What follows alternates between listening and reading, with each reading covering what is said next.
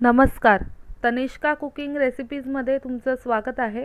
आजची रेसिपी कढीची आहे. मी तुम्हाला आज खानदेशी पारंपरिक पद्धतीने कढी कशी बनवायची ती दाखवणार आहे. तर चला सुरुवात करूया आजच्या रेसिपीला. मी इथे जे आहे अर्धा किलो दही घेतलेला आहे. दही नसेल तुमच्याकडे तर तुम्ही ताकाचाही वापर करू शकतात.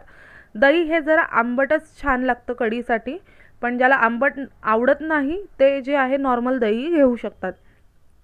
दही घ्यायचं आणि दह्यामध्ये जे आहे 4 टेबलस्पून मी चण्याचं पीठ घालणार आहे. आणि जर दह्याचं आधी ताक करून घेतलं तर पीठ मळताना गाठी निर्माण होऊ शकतात, म्हणून मी दह्यातच पीठ टाकते, जेणेकरून दही आणि पिठाची एकही गाठ राहायला नको.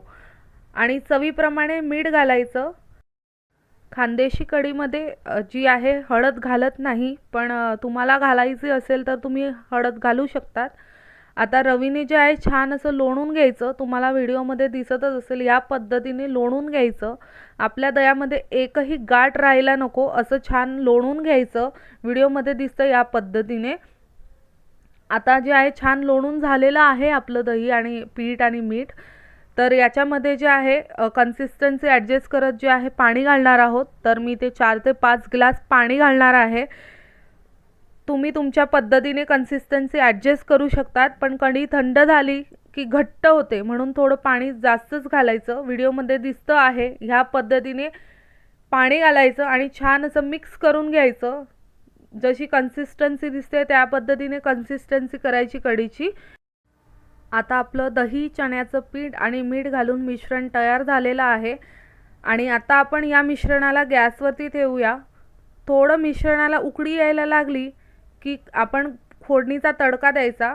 कोणी डायरेक्ट फोडणी देतं आणि मग हे मिश्रण घालतं, पण मी अशीच कढी तयार करते. तडक्यासाठी मी आधी जे आहे एक पॅन घेतला आहे. अर्धा टेबलस्पून तेल घेतलेला आहे. तुम्ही साजूक तुपाचा सुद्धा वापर करू शकतात. तर 1 टीस्पून मोहरी घातलेली आहे. 1 टीस्पून जिरं घातलेलं आहे. छान असं तडतडू द्यायचं जिरं मोहरीला. मग 4 ते 5 लसूण बारीक चिरून घेतलेला आहे आणि तो घालायचा. थोडा होऊ द्यायचा लसूणला, थोडंसं ब्राउनिश होईपर्यंत. मग 2 जाड मिरची चिरून घेतलेली आहे. दगडफूल घालायचं थोडं. दगडफुलाने कढीला टेस्ट छान येते. आता हे मिश्रण जे आहे छान होऊ द्यायचं. मग यामध्ये कढीपत्ता घालायचा आणि खमंग अशी फोडणी बसू द्यायची. तुम्ही या स्टेजला जे आहे 2 लवंग, 2 मिरेही घालू शकतात, पण मी नाही घालत. आता तडका जो आहे रेडी आहे. हा तडका तुम्ही ताकामध्ये टाकायचा. आणि कोणी कोणी जे आहे कोळसाही घालतं. कोळशाला जे आहे गॅसवरती छान असं गरम करून घ्यायचं कडकडीत, आणि जो आहे कोळसा घालायचा ताकामध्ये. याच्याने कढीला छान असा स्मोकी फ्लेवर येतो. किंवा मातीची पणती असते त्या पणतीलाही छान असं कडकडीत गरम करूनही घालतात ताकामध्ये डायरेक्ट. त्याच्यानेही कढीला स्मोकी फ्लेवर येतो.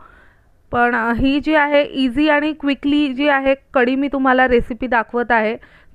कधीही कोणी आलं किंवा काय म्हणजे झटपट करायची असेल तर तुम्ही अशी कढी बनवून खाऊ शकतात. तर ही कढी जी आहे छान उकळी येऊ द्यायची, कारण आणि अधूनमधून हलवत राहायचं, कारण दूध जसं उतू जातं त्या पद्धतीने जी आहे ही कढी पण उतू जाते. तर मधून ढवळत राहायची कढीला. ही कढी जी आहे तुम्ही फोडणीची खिचडी, मसाले भात, भरीत पुरी, खानदेशी भरीत पुरी असते, किंवा कळण्याची भाकरी, मेथीची भाकरी सोबत एन्जॉय करू शकतात. लहान मुलांना याचा कालाही करू देऊ शकतात चपातीबरोबर.